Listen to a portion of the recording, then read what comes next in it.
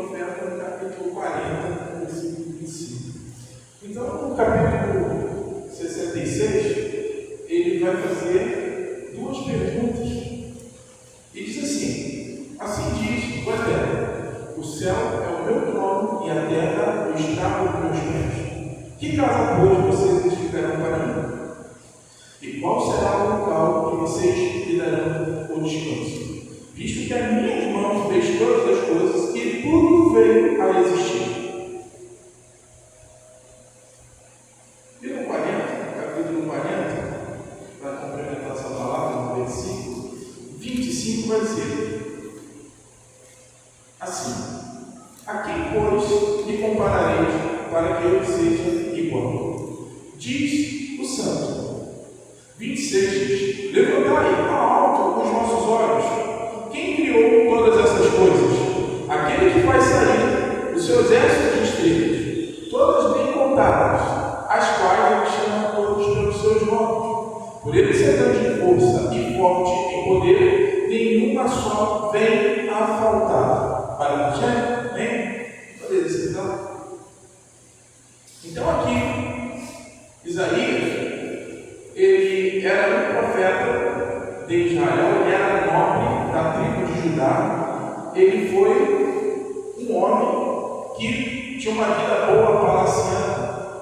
E quando ele encontra com Deus, Deus faz um pedido a ele: olha, Isaías, sai e veja as maravilhas. E ele se torna ali alguém apresentável, mas ele reconhece que ele tinha pecados, falhas. O que ele vai falar? Eu habito no meio de um povo de lábios impuros, né? Habito no meio da corrupção. O que tu queres comigo? E aí, Deus Todo-Poderoso vai tocar nos lábios de Isaías para que ele possa falar a novidade. Qual é essa novidade? A palavra de vida do Todo-Poderoso, do nosso Deus. E ele vai começar a pregar dentro do seu palácio.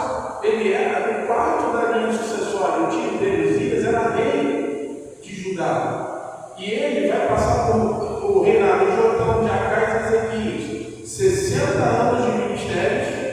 Isaías vai apresentar diante de Israel. Olha só, 60 anos. Isso é uma geração.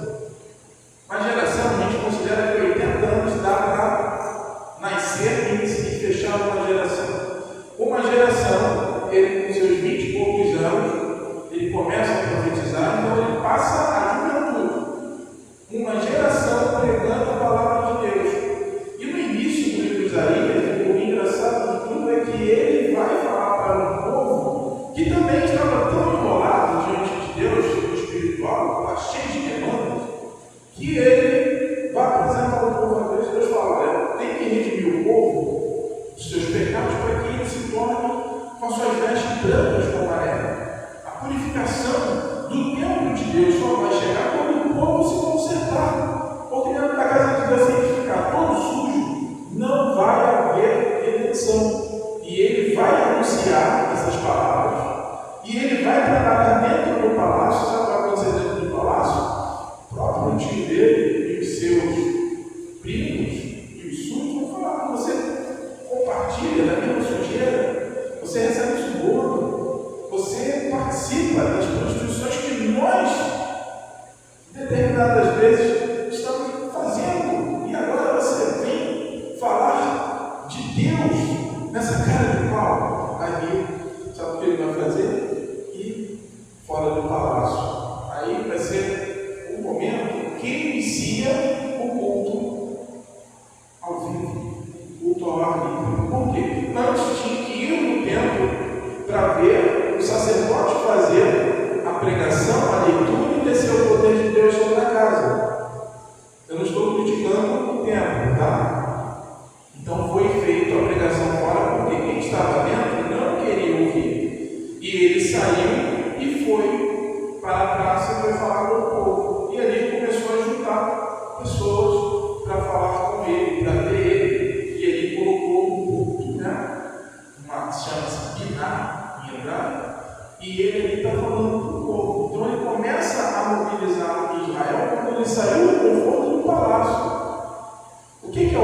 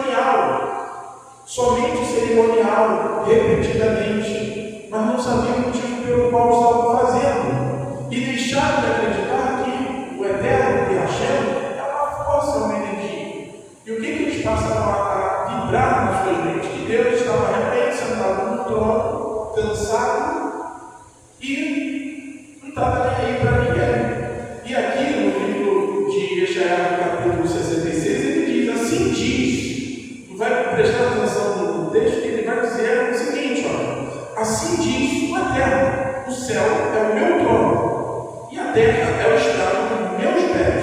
Ele está dizendo que o céu é o meu trono, eu não tenho tamanho. O céu só é o meu trono. Ele falou: o céu que vocês imaginam, que vocês veem com os olhos nus, ele somente é o meu trono. E a terra que eu criei, formei, é o suporte para os meus pés. Se o trono já é grande, né? Ele sentado no trono, se sentasse no trono, literalmente falando, então os pés de Deus, a terra seria um pequeno suporte, um tapete. E ele pergunta: olha, qual é a casa que vocês edificarão para mim? Qual é o tempo? Onde vocês vão me adorar para que eu e toda a minha grandeza desça para se apresentar a vocês? Ele pergunta: qual é o lugar do meu descanso? Onde vocês vão fazer repousar minha majestade? Visto que as minhas mãos, olha só, visto que as minhas mãos não criou todas essas coisas, tudo veio existir. Ele falou isso para uma geração. E o profeta fez a pergunta, mas não houve a resposta. Aí pula para o capítulo 40, que é a parte mais, uma das partes mais lindas que está na Escritura.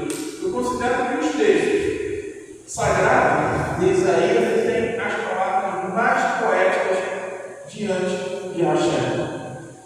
E ali, Isaías ainda falando para aquela geração, durante 60 anos ele está pregando incessantemente para um povo que está distante de Hashem, de Deus. E lá ele vai falar assim: quem é Deus que vocês servem? E ali tu imagina o povo, né, naquela praça, naquele tempo, ele dando uma palestra e ele perguntando: quem é Deus, o Todo-Poderoso?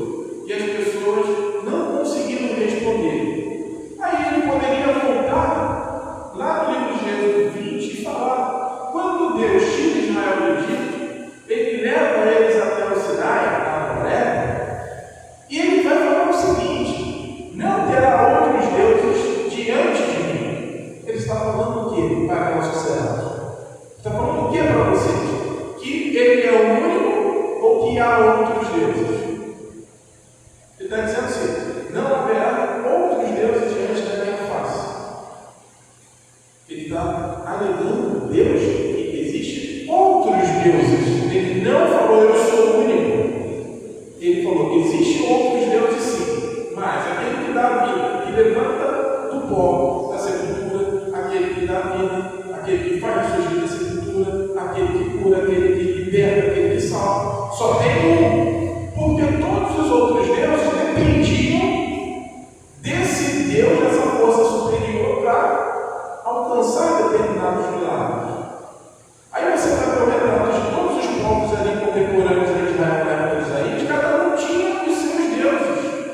E os deuses de cada um eram representados por um Deus principal que criava todas as coisas, e por outros deuses subalternos, aquele que herdou. E aqui Isaías está dizendo para o povo: olha, vocês não precisam achar caminhos que levem a Deus, que levem ao Todo-Poderoso, ou seres criados por Ele. Vocês têm direito a fazer um acesso rápido a Deus. Vocês não precisam de nenhum Deus das nações. Vocês precisam somente reconhecer que o Todo-Poderoso, Ele continua vivo e Ele é imutável. E aquela geração vai compreender, em determinado ponto, quando o profeta fala de coisas simples para que eles venham cumprir. Nada pesado. Hoje, o que está acontecendo que muitos estão cansados do Evangelho? O que eu estou vendo, o que eu estou assistindo isso mundo? Porque as pessoas nunca estiveram com Deus. Porque se as pessoas estivessem adorando e reconhecessem realmente a soberania de Deus, elas não se desviavam. O Eterno, Ele é bom. Aí a gente fala: mas o Evangelho traz um peso. Eu falei: não, você que é o peso do Evangelho. O Evangelho, ele é uma pluma que vai ao vento, é leve. A palavra de Deus, ela é leve. É um homem cheio de pecado, cheio dos seus disse-me-disse, dos seus quereres, que não consegue alcançar a redenção de si próprio diante de Deus. sou eu que falo, é a palavra de Deus. Se você for hoje no Oriente, na Ásia, você vai ver que tem várias religiões, o budismo, o hinduísmo, tem shintoísmo, o zoroastrismo, tudo o que você não imagina, aqui no Ocidente que tem, lá você tem. Mas se você pegar todas essas religiões, você vai ver que eles são elevados espiritualmente. Por quê? Porque eles não vibram com a frequência de derrota, mas sim de alcançar objetivos. E aqui no Ocidente, o que estão fazendo com o Evangelho? Que o Evangelho é fato. Que o Evangelho não vem com um manual de você receber bênçãos, mas de você lutar pelas bênçãos. Será que Deus, ele barganha algo com alguém? Deus, ele te pede algo para ele te dar algo em troca? Não. O Eterno, ele nunca fez isso. O Eterno, ele pede reconhecimento. Aí você vê templos lotados com pessoas que são adoradores, estão lá adorando. E será que está cumprindo o que Jesus falou? O que ele fala lá no livro de João 4? Ele vai falar: vai chegar um tempo que os verdadeiros adoradores irão adorar em espírito e verdade. O que ele está falando? O culto nacional vai ser um local exato para você ser abençoado. Porque às vezes nós estipulamos os locais que nós vamos ser abençoados. Balaão, quando recebeu a ordem de Balaque para ir amaldiçoar Israel, Balaque, ele ficou tão louco para amaldiçoar Israel que ele ia para a parte do monte. Por que no monte? Porque sempre se acredita que no monte se encontrava a parada dos deuses. E ele estava lá e falou: amaldiçoa essa parte. Por quê? Por causa da lua, por causa do alinhamento estelar. Ele conhecia, eles eram feiticeiros, conhecia alinhamento cósmico, astral. Então vamos fazer um mapa. Esse horário está dando para amaldiçoar aqui. Nesse horário eles estavam, o pessoal descendo com eles no monte, vai para o outro, para chegar no final, não conseguir o objetivo. O local não importa. Nós estamos aqui, Rio de Janeiro, Brasil, Rio de Janeiro, né? Belfort Roxo, município, Areia Branca, Rua São Lourenço. Aqui é um local que o Eterno reservou para que nós pudéssemos estar nessa manhã.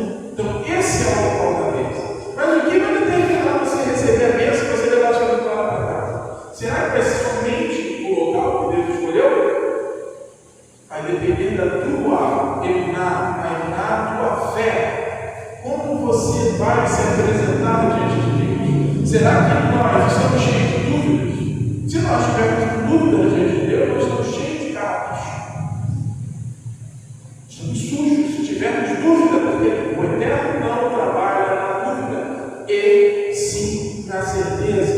E Isaías passa a vida todo o ministério falando isso para o povo. Aí chega um momento que o povo fala: ele está perdido, cara, não faz isso, não prega, não fala desse jeito, não tem jeito, nós abandonamos Deus. Ele falou: calma, vamos, rapaziada, cara, vamos conversar, vamos negociar. O Eterno falou comigo, e o Eterno, quando fala com o profeta, fala: direciona essa palavra para o povo, para aqueles que estão quebrados. E no final aqui, ele vai falar o quê? Que Deus ele chama ele para pregar a boa nova, aqueles que estão quebrantados de espírito, que perderam a esperança, aqueles que estão caídos e não têm poder para levantar. Ele fala: o Espírito do Eterno está sobre mim. Espírito do Eterno. Não era qualquer espírito, estava o Espírito Todo-Poderoso do Santo de Israel. E ele chama aquela população, aquele povo, e diz: olha, Deus está falando para vocês dessa forma: a quem vocês vão comparar o Todo-Poderoso? A quem depois vocês me compararão para que eu seja igual? Aí fala: diz o Santo. Por que ele fala diz o Santo? Referenciando ao Todo-Poderoso, porque só ele era chamado de Santo. Nenhum outro Deus poderia ser. Era Baal, Tammuz, Baal, Belcarte, era Baal, Toshana, era Baal. Era o tipo de Senhor para os deuses. Mas Santo somente espiritual nesse sentido. E aqui ele fala, quem está dizendo é o santo incorruptível, aquele que foi separado, aquele que reina e vive, que não morre, que não conhece defeitos, aquele que não tem mácula. Ele está falando com vocês. Levantai os vossos olhos. Levantai, venham, a Bíblia fala, saiam e vejam. Levantem os vossos olhos e vejam todas as maravilhas da terra. Aí ele fala assim, levantai os vossos olhos e vejam, quem criou todas essas coisas? Eles saíram na noite. Quem criou tudo isso? Ele fala, pergunta, quem criou tudo isso? E ele diz, aquele que vai sair do seu exército de estrelas, todas bem contadas, quais ele chama pelo seu nome. Por ele ser grande em força, em forte em poder, nenhuma só vem a faltar. Então ele leva à noite os israelitas que estavam ali ouvindo a pregação e falaram, olha, vejam, está vendo isso aqui, esse céu estrelado? Isso aqui é parte de uma promessa que reflete na terra. Por que ele fez aquilo? Porque ele estava lembrando que o próprio Eterno fala para Abraão, nosso patriarca, o que ele fala mesmo? Ele fala, Abraão, você terá alguns problemas aí de família, ele falou alguma coisa assim? Não, ele falou que os descendentes de Abraão seriam como as frutas, como os frutos. Não, não. Ele falou que seria como as folhas das árvores. Falou? Foi que a folha das árvores? Não. Ele fala, seus filhos serão incontáveis como as estrelas dos céus e como as areias que estão na praia, no mar. A promessa de Deus é incontável, imensurável. E às vezes nós colocamos limites na bênção que nós queremos receber. E Abraão somente acreditou na promessa e a promessa se cumpriu através dos filhos. E ele não tinha nenhum filho, né? Porque a esposa era estéril, ele queria filhos.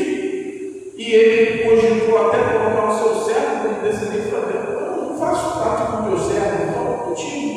O teu servo não saiu das tuas entranhas. Será filho, teu filho. Você terá um filho. Ah, mas a minha mulher é velha. Não importa. Você terá um filho, porque a promessa, ela tem que se cumprir. Porque Deus ele não pode voltar atrás daquilo que ele diz. E naquele momento, o profeta estava lembrando ele da promessa. Olha, está vendo? O céu estrelado. Quem criou tudo isso? E o povo fica quieto. Ele fala, quem conhece o seu exército de estrelas? O seu exército de estrelas. Todas elas têm um nome. Todas elas estão bem contadas, organizadas. Por ele ser grande em força. Olha o que é força. Você sabe diferenciar força e poder? Nós pensamos que força e poder são as mesmas coisas. Mas não é. Não são as mesmas coisas. A força é quando nós usamos o braço para pegar. Isso aqui é força. Agora, o que é o poder? O poder é quando nós podemos mudar a situação. O poder é aquilo que está além da força. O poder é onde a força alcança. E aqui Deus ele fala, o Isaías fala aqui, ó, povo de Deus. Por ele ser grande em força, quer dizer, no físico eu resolvo qualquer coisa. E por ele ser grande em força e forte em poder, então agora ele é forte em poder, ele tem poder, quer dizer, ele opera no espiritual com poder. E por isso ele fala, nenhuma delas vai faltar quando Deus chama. Aí você vai ver uma ilustração dessa, uma palavra poética dessa, que vai imaginar de quem você serve, quem tu está servindo. Deus está acima de todos os nossos problemas, de todas as nossas dívidas, de todos os nossos choros, de tudo aquilo que nos rodeia, que quer nos engolir. O Eterno, Ele está acima de tudo. Então, digo a vocês nessa manhã, levantai os olhos ao alto e vejam quem criou todas as coisas. Lembre-se que o Eterno faz sair sol, chuva, calor, frio, e Ele te levanta, Ele te faz adormecer, Ele faz você entrar em segurança. Creia nesse Todo-Poderoso, porque Ele está no nosso meio. Sabe por que Israel prosperava nos tempos dos profetas, o povo obedecia? Porque Deus fazia presente no meio de Israel porque era coletivo. Porque como o reino se dividia, ele não ficava de pé. Esquecia das promessas e ficava sujeito aos nossos inimigos. Mas no momento que Deus operava e que o povo alcançava a redenção, a salvação do Todo-Poderoso estava presente. E hoje não é diferente do nosso meio. Se passou muitos anos, 740 anos antes da Era Comum, Isaías já estava pregando. Hoje nós temos 2026 anos após. No caso da Era Comum, veio 2026 anos. Então, há quase 2.800 anos atrás, esse homem pregou uma palavra que continua atual para os nossos dias. Você imagina quantos anos, quantas gerações ouviram essa palavra se maravilhando por ela? E muitos hoje já não estão mais querendo ler a Escritura Sagrada. Hoje as pessoas querem caminhos e veredas fáceis. Mas o Eterno diz para o seu povo nesse dia: vamos pelas veredas antigas. Vamos restaurar, não reformar. Muitos hoje querem reformular, querem refazer, querem pintar, querem harmonizar a casa de Deus. Mas a casa de Deus precisa de restauração. É totalmente diferente de reforma. Vamos que o Eterno nos abençoe nessa manhã. Que a paz do Todo-Poderoso esteja